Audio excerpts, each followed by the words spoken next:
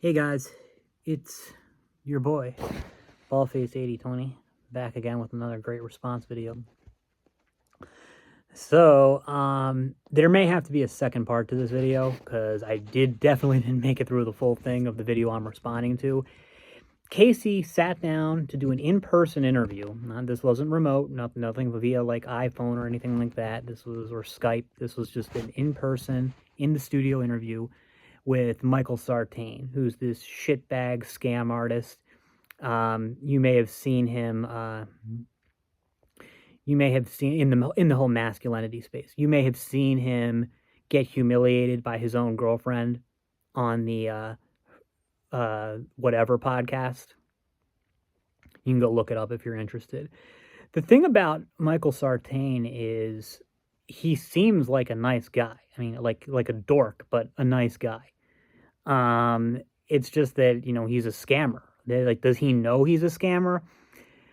I mean, of all these guys, I think Casey's the most sincere, and I think Casey knows a little bit. I think Casey knows that some of the stuff he's doing is scamming. I don't think he's like a complete 100% scammer like Dan Locke, who knows he's doing 100, who's just everything's a scam, and now Dan Bilzerian's who's in this space.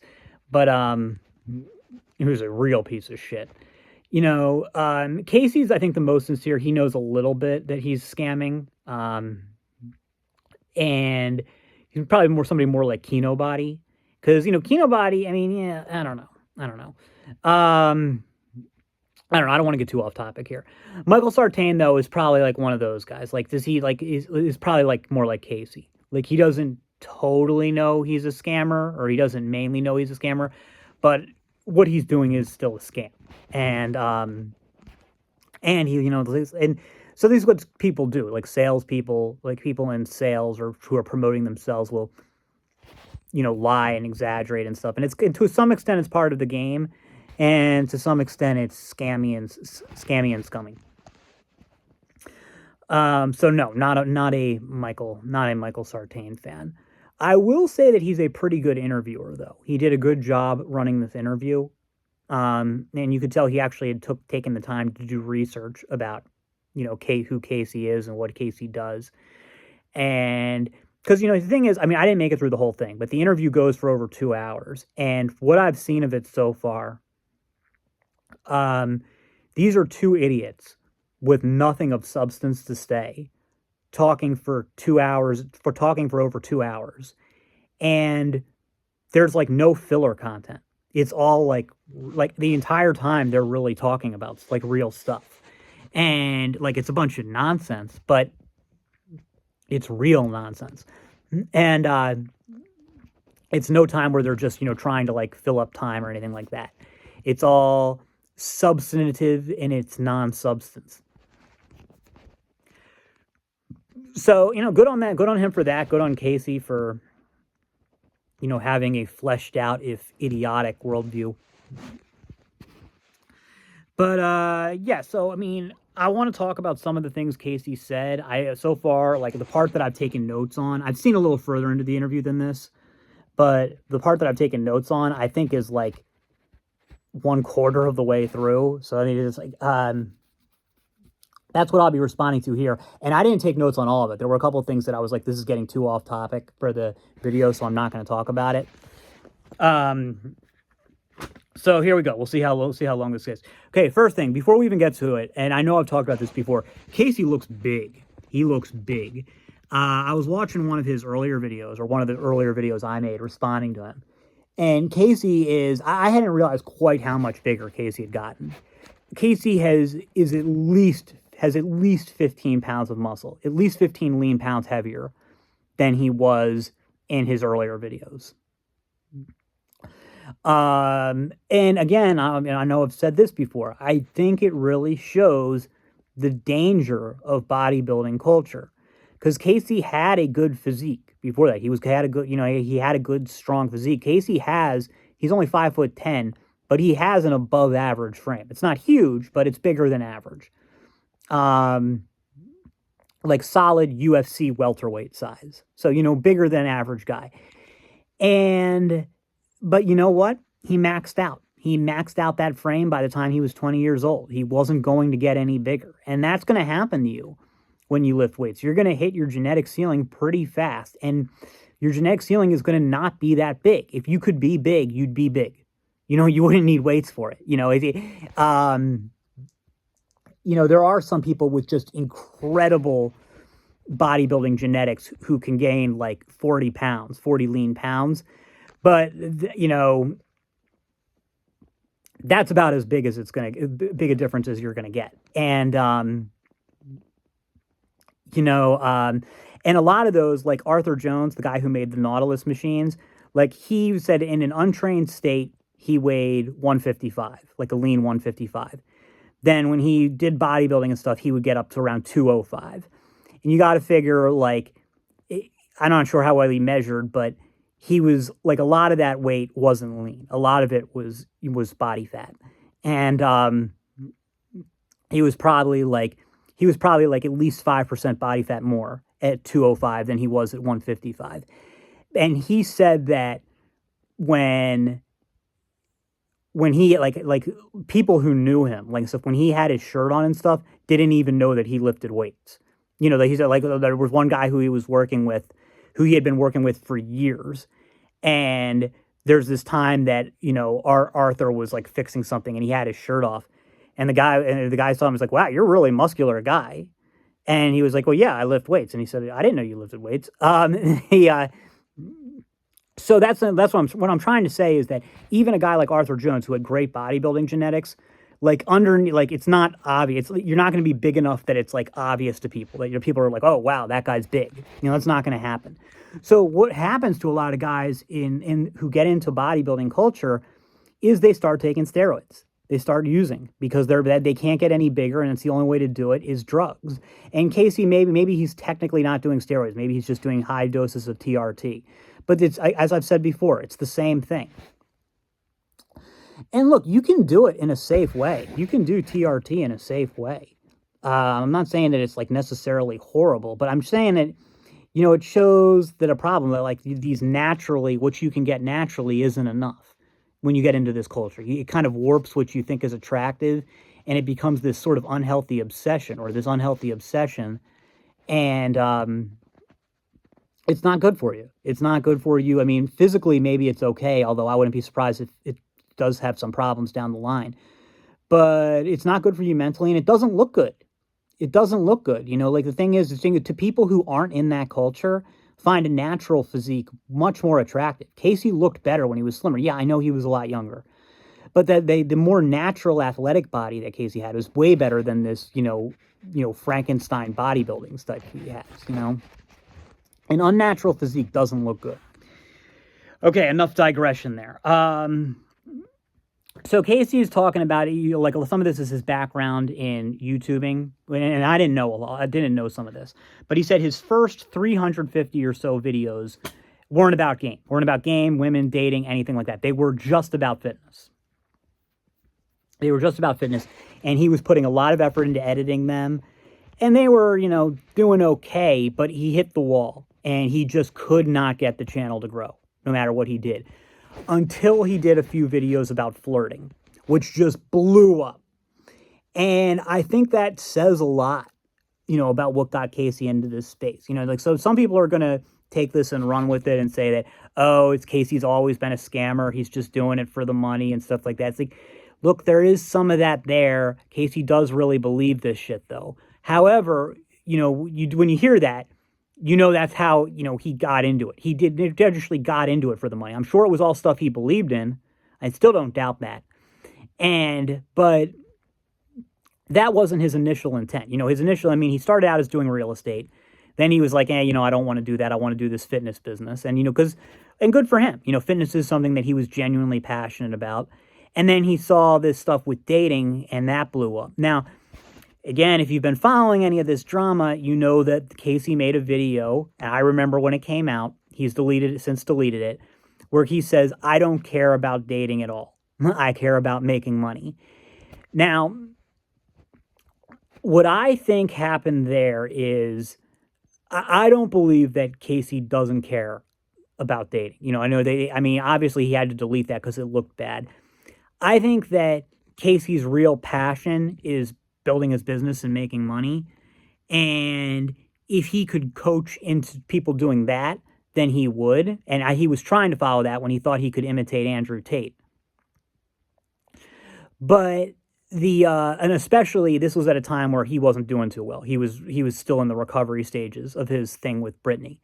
But I don't believe, regardless of what he said in that video, that he doesn't care about this. I think I agree he doesn't really care about dating and hookup culture. I don't think that stuff interests him. He's not a guy who's just trying to get a high lay count. But he cares a lot about male-female dynamics. He really does. Would he rather teach courses about making money? Probably. But it doesn't mean that this isn't something he's really passionate about. I mean, if you can't see the passion that he has for this, that's on you, because it's obviously there.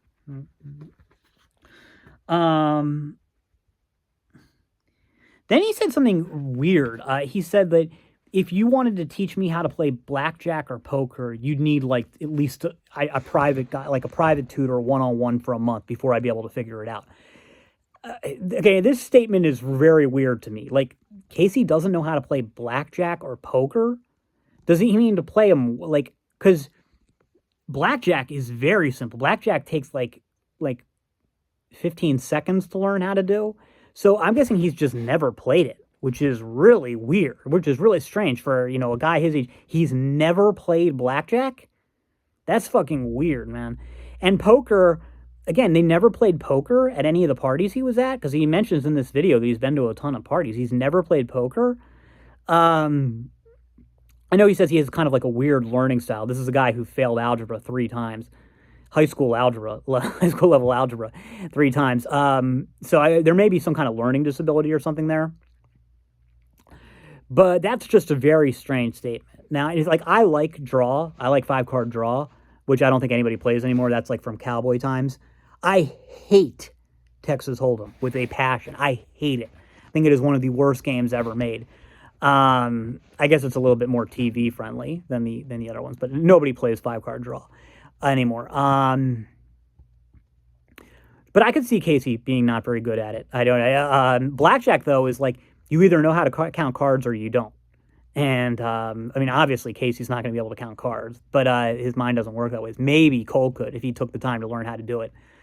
But you're not really good at blackjack. It's just like you hit sometimes and you don't at other times, and that's that. So I don't. That's just kind of a weird statement. I mean, it doesn't have anything to do with the rest of the video, but I just thought it was so unusual. I wanted to mention it. He mentions in content creation that it's in so many words. He says, successful content creation is about substance over style. Like he mentioned, as I said before, he said in his earlier videos, he put a lot of effort into editing them and making them engaging and stuff, and it wasn't really helping. And he says now he gets a lot of views, and he puts no effort into the presentation. He just shoots it with his same cell phone camera that he's been using since he started, and in natural lighting, and that's it. He doesn't do anything to try to hype it up. And he says, because he said, I've experimented with it, and it doesn't seem to make much difference. Yeah, I think, I don't know. I think that, because you're always, a lot of it's about the algorithm. And you got to do stuff if you want the algorithm to like your videos, you've got to do stuff to make the algorithm happy. And there's certain things the algorithm looks for, and one of them is presentation quality. And like the reason, like, why do you see so many thumbnails of people going like this, or like making faces, or things like he destroys him in debate, or definitely said, like, with one word is always like capitalized and stuff. Why do you see that stuff? And it's because that's what the algorithm wants. That's the only reason people do it. Like, yes, I know it's annoying, but that's the only reason people do it. And now why the algorithm likes that, I couldn't tell you. I think it's retarded. I'm sure YouTube will eventually get away from it. But Casey says, well, I don't want to do that stuff because I don't need to. I mean, all right, look, man, maybe you don't, I don't know. I mean, I wouldn't want to, to me, the algorithm is something you're going to have to deal with. So if you're trying to get views, you might as well do stuff to make them happy. But I agree with, like, because mostly what the algorithm cares about more than anything else is engagement. And, Rollo was the guy who pointed this out, was the first guy I saw point this out. It's engagement. Are people voting it up or down? The algorithm doesn't care. Are people clicking on it? And are people leaving comments? And are people coming to it from outside of YouTube, stuff like that? Those are the things that the algorithm really cares. And that has more to do with the substance than the presentation. So, I mean, yeah, I guess Casey's probably mostly right about this. I mean, if you're new, just starting out and really trying to, like, get stuff that, like, the algorithm really likes, then you're probably better off doing more presentation. But I don't know. I mean, I don't know. It's just perspective, I guess. So then he says, so Sartain's asking, like, well, how do you shoot your videos? How do you go about shooting your videos? And this is something I didn't know. Casey says that every video he shoots, he does in a fasted state after having drank 2 cups of coffee. And that when you see that bullshit whiteboard that he's got in every video, he says that what he does is, so he goes in the fasted state, he drinks while he's drinking his 2 cups of coffee. I don't know how big these cups are. Maybe hopefully they're just mugs. While he's drinking his 2 cups of coffee and getting, like, riled up, that's when he writes down all the stuff on the whiteboard. So he's writing down what he thinks. So then when he's finished his coffee and he's done writing on the board, boom, shoots the video. And that actually explains a lot. That explains, like, why he's so jittery in those videos all the time. And why there's so much nonsense written on the board behind him. Now we kind of know we're seeing how the sausage is made here, I guess. Yeah, I found that kind of funny. I mean, I guess it works for him. Yeah, I don't really have anything else to say on that front. I just thought it was funny. But here we go. So Casey, fresh back from his studying in yeshiva over in Eretz Israel, he has become a bit of a Bible expert. And so he says, so Sartain's asking about this, and because Casey's been big on this now, and what Sartain says, so Sartain started off, I like, the way I look at it, this is Michael Sartain talking. The way I look at it is that, Eve told Adam to eat the apple, or the fruit. I'm sorry, they never say it's an apple. So Eve told Adam to eat the fruit, and then when he did, that was bad. They got kicked out of the garden. So he's like, so I see it. This is how like women lead you down this path, and then when you follow them down it, they punish you for it. Okay, well, we're not on Casey yet. This is Michael Sartain. Eve didn't punish Adam for anything. God threw them both out of the garden. I don't. There's no part in the story where Eve is mad at Adam. She's not like. I mean, what is he talking about? I mean, I guess he's trying to make an analogy. It just doesn't work. The thing is, like, that's just not what happened. Did you not read the story? Like, yes, Eve's the one who told him to do it. I agree with that. But then God punished him for eating the fruit, not Eve. Like I said, Eve wasn't even mad at him. So what is he talking about? If he wanted to just say, I know maybe this sounds nitpicky, but if Michael Sartain had wanted to just say that if you follow, she leads you down that path, and if you follow her, you will be punished, or bad things will happen. You'll pay for it. You'll regret it. Okay, I mean, it would still be stupid, but okay. But they're saying she's the one who's going to punish you for doing what she says or for following her lead. Okay, it's fine if you think that, but that just isn't what the story showed. That's just not. You're just taking a lesson from the story that has nothing to do with it. So No, but anyway, so that's enough of a lead-in. So now we're on to Casey's thing. So then Casey starts with this, from my understanding of it. Okay, this is not a good start, Casey. No, from my understanding of it, yeah, you're no. I mean, like, again, I know that you have done that extended studying with the elite rabbis of Israel, in yeshiva, but even still, I think your understanding of it is pretty weak from everything that I've seen. I mean, you don't know how to read Hebrew, and I don't either. So, it's like, so, but I'm not, not trying to use Bible stories to, illustrate, my relationship philosophies either. But, it gets into this whole thing. You can, like generally you're supposed to, like in Judaism, the idea is you don't even bother to study it if you can't read it in Hebrew. The thing is, because I remember talking to an Orthodox Jew once, and I said I was trying to read more of it, trying to read more of the Bible, and he was like, "You read Hebrew?" And I said, "No." And he was like, "Oh, well then what are you reading? What language are you reading it in? English?" And I said, "Yeah." And he's like, "Well then don't bother. It's a waste of time. You're not if you can't read it in Hebrew, don't bother." And so I think what the defense to this would be like, okay, well Casey's not Jewish. Okay, that's true. I don't think Casey's Jewish. Yeah, that would be a very big surprise. But let's be honest here, guys. He's not really Christian either. Like does anybody really think that Casey, believes in or even understands the basic tenets of Christian theology? Like, I mean, my guess is if you ask Casey what the Trinity is, he would have no idea.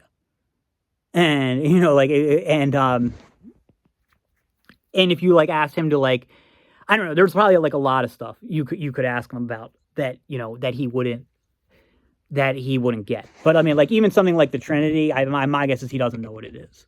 And the does he understand anything about the debate between whether salvation comes from faith or does it come from faith and works?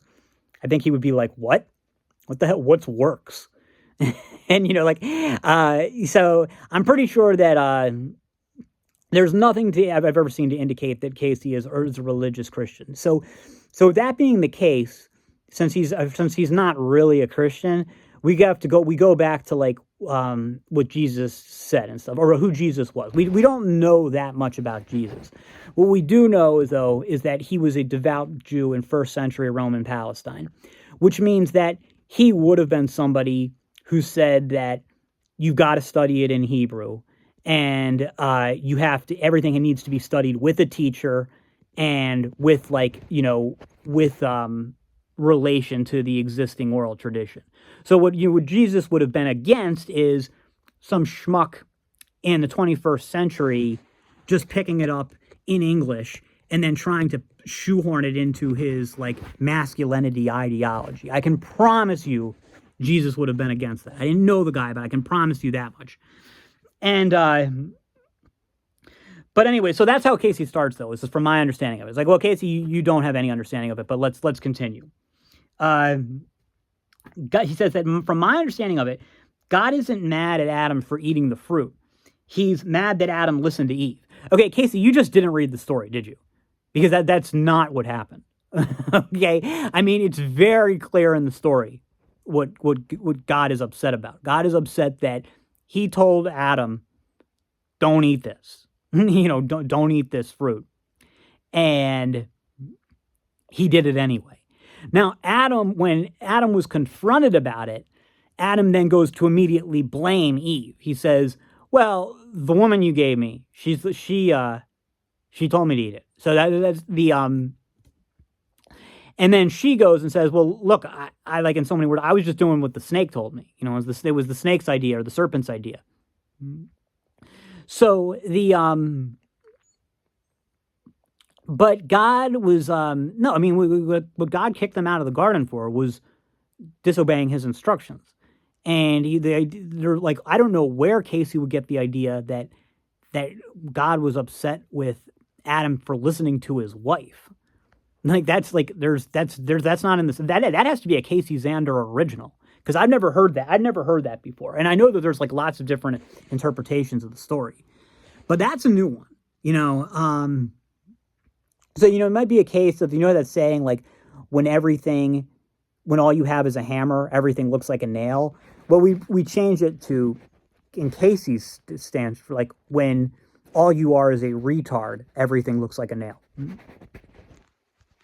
So, that just isn't what happened. So I don't think Casey read the story. I don't think he read the story, because like how could you make a mistake like that? And he said then Casey follows up with it, and he says, so women are hardwired to lead you astray. Okay. I think that there are probably ministers in the Taliban government who would laugh at that. That women, I mean, it tells you a lot about how Casey views women. And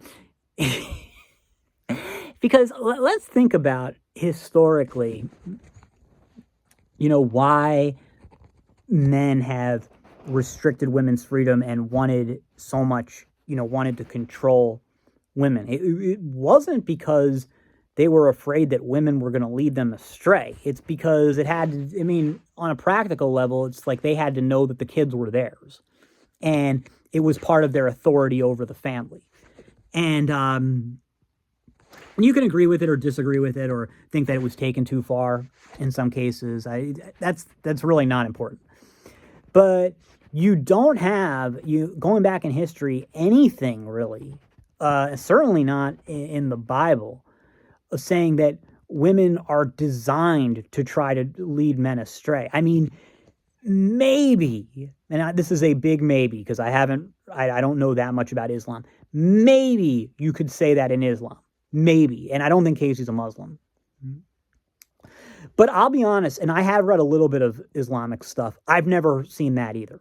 I know that there are people in Islam who don't really think much of women, but I've never even heard them say that women are designed to lead men astray. Women are designed to lead men, deliberately trying to lead men astray and stuff. So, no, that's certainly not the lesson of the Adam and Eve story. Casey's just an idiot.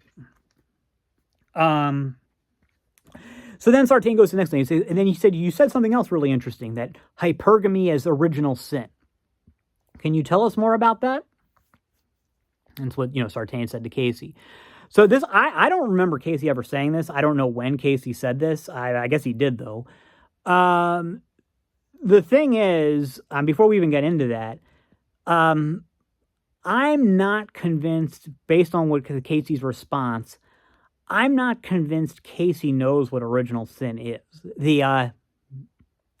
And this is, again, like, there is no such thing as original sin in Judaism. It doesn't exist.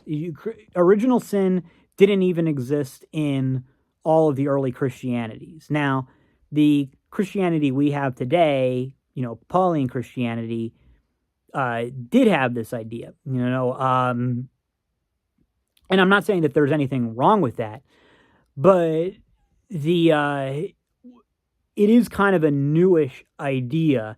And since Casey is, I think, pretty obviously not some type of, Orthodox Pauline Christian, then, why would he have any interest in or put any validity into this concept? Because it definitely doesn't exist in Judaism. It definitely didn't exist in some of the competing early Christianities that died out. And look, they died out, so that you can just say, well, they died out because they were false. All right, I'm not saying that they were true or that there's anything wrong with original sin. I'm just saying that, it's a pretty unique concept to Christianity, because I'm not sure they really have it in Islam. I mean, they don't seem to. I don't know enough. I'm not going to say definitively Muslims don't have the concept of original sin.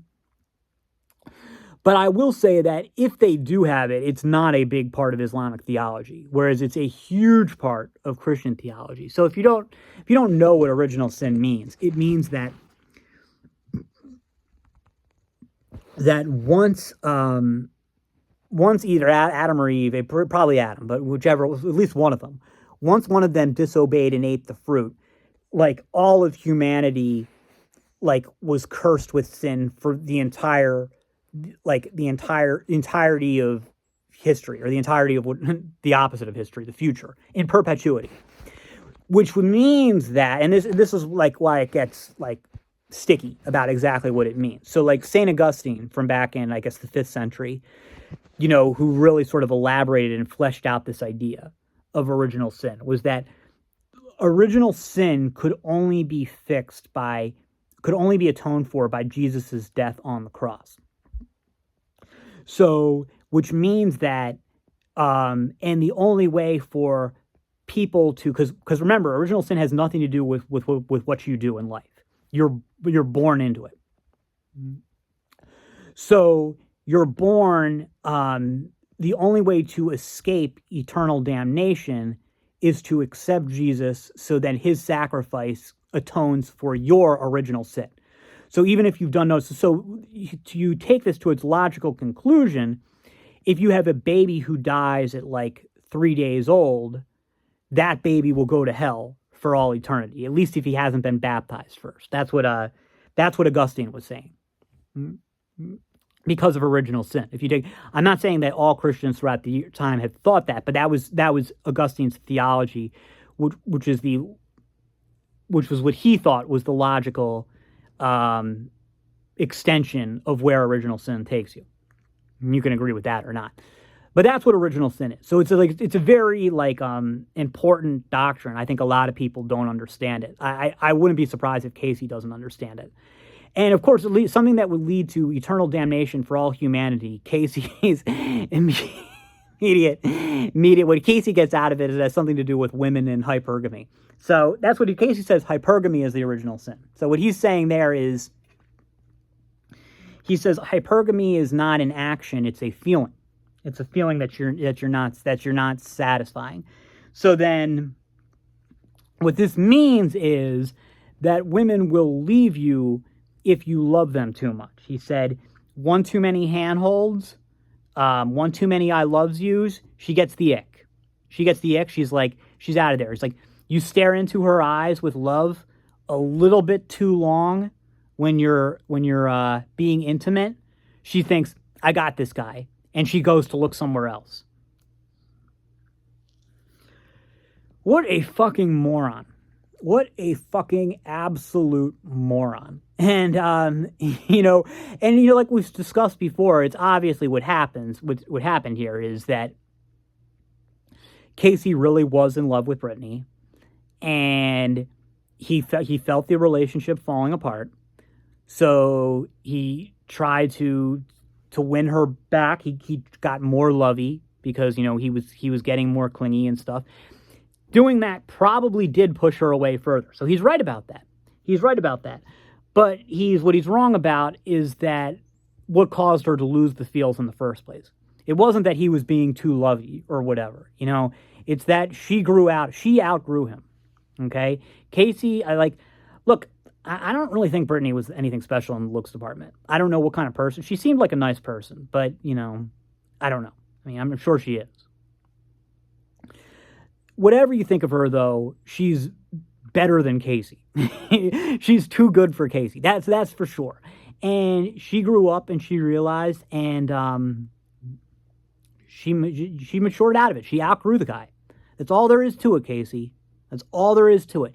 And just like there's nothing your dad could have done to keep your mom, there's nothing you could have done to keep Brittany. So, and, so for you to talk all this shit now, and you're like some relationship guru and stuff, well, again, you're the one, you can't keep a relationship. So don't give me that shit. And so anyway, but in case he wants to follow up, in case he wants to go a little more with this Bible stuff, he says that, Eve used her sex appeal to get Adam to eat the fruit. No, it never says that. It never says that anywhere in the story. Where are you getting that? No. Okay, here's what happens, all right? Adam is gone. He's doing something. The serpent comes to Eve and says, you got to eat this fruit. And she's like, no, no, no, no, no, no, can't do that. God said no. And then he said, I think she actually says, God said, we'll die. I'll die if I eat it. And then the serpent says, no, that's not true. You won't die if you eat it. God only told you that because he knows if you eat it, then you'll have the same knowledge of good and evil that he does. That's what he doesn't want. But you won't die if you eat it. Go ahead and eat it now. And she's like, okay. So she eats it.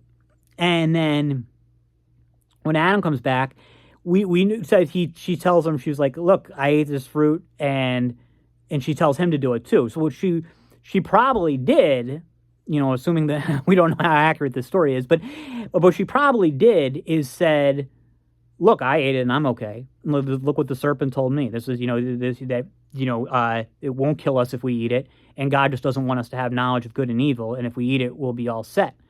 And Adam was probably, and I ate it and I'm fine. And Adam was probably like, oh yeah, okay. And, so like there's nothing in the story about her using her sex appeal to manipulate Adam. I mean, it's just that Casey would read that in tells you, again, just like where Casey's mind is. But another thing about the story that you really have to understand is everything the serpent said was true. And this is what gets missed so much about the story. He said like, look, no, you won't die if you eat it. You're not going to die if you eat it. And God doesn't want you to eat it because he doesn't want you to have knowledge of good and evil. Well, that's true. Those things were both true. She didn't die, and she did get knowledge of good and evil. And that is what God didn't want to happen. Now, again, we can interpret this like, what exactly is going on here? That's a different question. I'm not saying that she should have eaten it. I'm saying that everything the serpent said was true. And that's what gets, forgotten a lot in the story. Of course, it made it past Casey and Michael Sartain. But hey, it's made it past much better than them, so I wouldn't say so much. And then Casey decides to follow. It's like, I really believe that women, that God has, God created women to test men and see if they could draw men off the path. And that's why Casey thinks that God created women. It's like, oh yeah, okay, Casey. Again, I think even the Taliban would laugh at that one, or at least some guys of the Taliban would laugh at that one. I mean, it tells you right in the story. I mean, it's right there in the story. You don't need to read into it, okay? Okay, first of all, it clearly says that Adam was created as both male and female. When Adam was created, he was not a guy who God fashioned a woman. Adam was created as male and female, and then God says it's not good for man to be alone, so he separated the two halves. And that's how you get it. That's how so you separated the two halves. That's why, so it's, I mean, that's always how it's been understood. I mean, maybe not in modern times. I agree. In modern times, it hasn't been. But traditionally, that's how the story was understood. It says it right there. It says it right there. He said, God created man, male and female. He created them. And so, it's like it was both. Okay, it was both. They were just attached. So then they were surgically separated, and which makes sense. Like you separate them from the side, right? Because I guess that's where they were connected. But so that's why it had nothing to do. Eve wasn't created to test men from leading to try to lead men astray or whatever. That's just so ridiculous. It's not what the story says. So Casey's obviously got some issues with women, which is fine. It's fine if you do. Just don't misrepresent the don't read your issues with women into scripture. And the thing is, like, you can find plenty of stuff in there I guess I just don't really see it as related. Like, if you don't like women, or you think women are bad or inferior or whatever, like, there's not really too much in scripture that's going to back that up. I mean, you can read into it that way in some ways, but if you're taking it doing the way Casey's doing it, you're really stretching it. you know. And then but the thing is, why do you need scripture to try to put down women? If you think women are lesser than men, or are bad for men, or a distraction to men, or a hindrance to men, whatever, there's like so many other points of evidence you could use for that. You don't need to start digging into Bible verses for it. It's just like, it's like everything else with Casey. Like when Casey tries to like use stoicism for masculinity and stuff, it's like, if you want to like advance masculinity, do something like more relevant. You don't need stoicism for it. You don't need the Bible for dating advice, and you don't need the Bible to try to prove that women are less than men, or are bad for men, or any of that shit. That's all for now. See you in the next.